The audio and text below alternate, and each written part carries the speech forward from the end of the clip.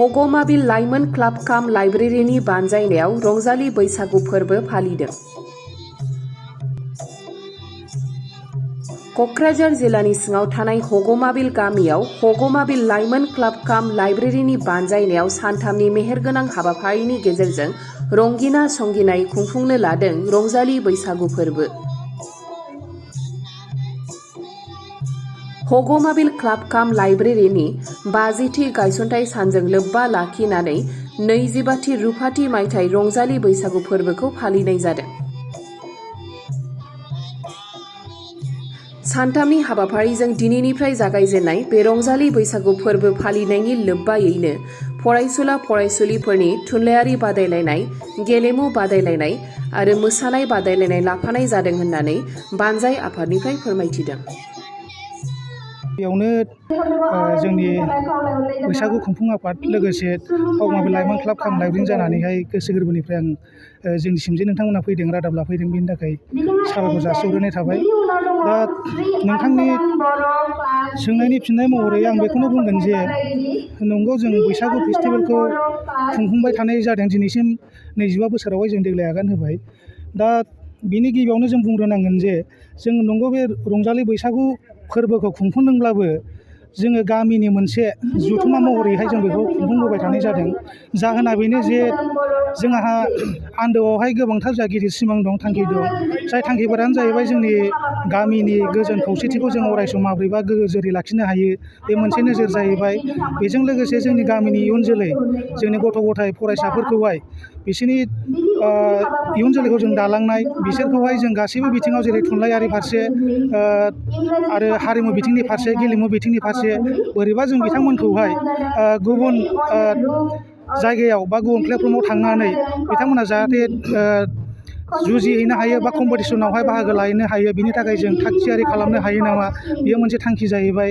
आरो गिबियावनो जों बुंग्रोनांगोन जे मोनसेया जाहैबाय जे जों बिनि अनगायैबो जोङो गामियावहाय एल.पि. स्कुलनिफ्राय जुरिजेननानै, जेन'बा एल.पि.निफ्राय गजेननाय, एम.इ. स्कुलनिफ्राय गजेननाय आरो मेट्रिकआवहाय जाय फार्स्ट डिभिजन पास खालामनाय, ओइस.एस.आवहाय जाय फार्स्ट डिभिजन पास खालामनाय, बि.ए.आवहाय जाय फार्स्ट डिभिजन पास खालामनाय, आप टु एम.ए. सिम आरो जाय गथ' फरायसाफोराहाय फार्स्ट डिभिजनावहाय पास खालामनो हायो, बिथांमोनखौहाय जोङो गेवलां मेलनि गेजेरजोंहाय थुलुंगा बान्था गथायबोबाय थानाय जादों। जाहाथे बिथांमोननि गेजेरजोंबो जोंनि फरायसाफोरनि गोसोआवहाय माबा मोनसे थुलुंगानाय जों लाबोनो हायो नामा, बे नोजोरजोंहाय जों बेखौ मावबाय थानाय जादों। बेनि अनगायैबो जोङो आइजो माहारियाबो मोनसे न'खर संसार दानायावहाय जथेस्थ' दायित्व दं हिसाबै जोङो आइजोफोरनि थाखायबो एख'थायै जों सावरायनाय हाबाफारि लाबोबाय थानाय जादों। गाबोन बे हाबाफारिया जोंहा जागोन। आरो बेनि अनगायैबो जोङो गासै गामियै खौसेयैनो जोंहा मोननै समाज दं, ब्रह्म समाज आरो बर' समाज। गासैबो गारजेन, रायजो राजा, हिनजाव हौवा लाजोबनानैहाय जोङो मोनसे बेंखन सावरायमेल लाबोबाय थानाय जादों, मोनसे टपिकफोर मुं होनानैहाय, जाहाथे जोंनि गोजोन खौसेथिखौ जोङो गोजोरै लाखिनो हायो। लोगोसे जोंनि गामियावहाय मा जेंना जेंगोनाफोर नुजाथिदों आरो बेखौ जोंबो माब्रैहाय जों बोस्रांनाय बा सुस्रांनायनि राहा लाजायो, बे सावरायलायनायनि गेजेरजोंहाय जों मोनसे स्र' थांखि लानायनि गेजेरजोंहाय, बे थांखिनि गेजेरजोंनो जोंनि लाइमोन क्लाबाहाय बे फैबाय थानाय बोसोर, जेन'बा बे बोसोरावहाय जोङो बे खामानिखौ मावफुंलांनाय जों गाबोन थांखि लागोन। आरो बेफोरबायदिनो जोङो थांनाय 25 बोसोरनिफ्रायनो खामानि मावबोबाय थानाय जादों। आरो बुंनांगोन जे जों बे फेस्टिभेल खुंफुंनायनि गेजेरजोंहाय मेसेजआ बेनो जे नंगौ, बैसागु होननानै बुङोब्ला जोङो बर' हारिया जे समनिफ्राय जोनोम जादों, बे समनिफ्रायनो बैसागुखौबो जों बर' हिसाबै खुंबोबाय थानाय जादों। जानो हागौ थांनाय समावहाय गुबुन गुबुन आदब खायदानि गेजेरजोंहाय जों बेखौहाय फालिबोबाय थानाय जादों।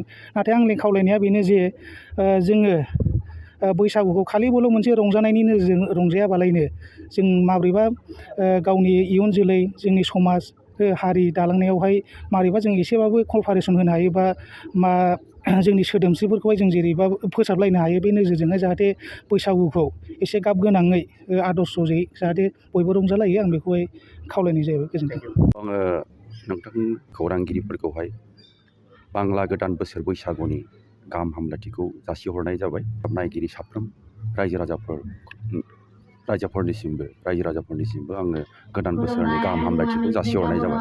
दा देग्लाय जोंहा 25थि रंजालि बैसागु फोरबो एबा सिलभार जुबिलि, जायखौ रुफाथि मायथाइ होननानै बुङो, बेखौ जों सानथामनि हाबाफारिजों देग्लाय खुंदों। दिनै सेथि सान, 18, 19 आरो 20 सानथामनि हाबाफारिजोंहाय जों खुंनो थाखाय आखायाव लादों।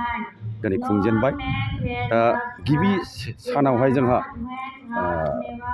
माखासे हाबाफारि दङमोन, जे क्लाबनि फिरफिरा उरायहोनाय, गामिनि जेसेबां गामिखौ गायसनजेननाय समनिफ्राय जेसेबां गामियारिफ्रा रुंसारि जालांबाय बिथांफोरखौ गोसोखांनानै मान बावनाय, आरो लोगोसे जोंहा लामा गाहेला हाबग्रा लामाखौ बेखेवनाय, जौस्रां बेखेवनाय बे हाबाफारिखौ खुंलांबाय। दा जोंहा दिनैनि दिनावहाय थुनलाइयारि आयदायावहाय जोंहा बादायलायनाय हाबाफारि दङ। मोनाबिलियाव जोंहा बैसागु बादायलायनाय, बैसागु मेथाइजों बादायलायनाय दङ। आरो गाबोनहाय जोंहा 19 थारिखआवहाय जे गेलेमु आयदायाव जोङो लाइमोनफोरखौ बादायलायहोगोन, बेनि हाबाफारि दङ।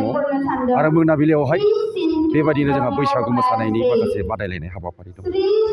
आरो 20 अक्ट' बा जोबथा दिनावहाय जोंहा खौसेयैनो ज' रायजो राजाखौ लानानैहाय, उन्दै गिदिर बयखौबो लानानैहाय जोंहा मोनसे खौसे रंजानाय जों हाबाफारि लादों। बिनि गिबि जोङो गावजों गाव मान होलायनाय, देरसिना दुइसिनखौ अननाय, दुइसिना देरसिनखौहाय खुलुमनाय, बे हाबाफारिखौ जों लानाय जादों।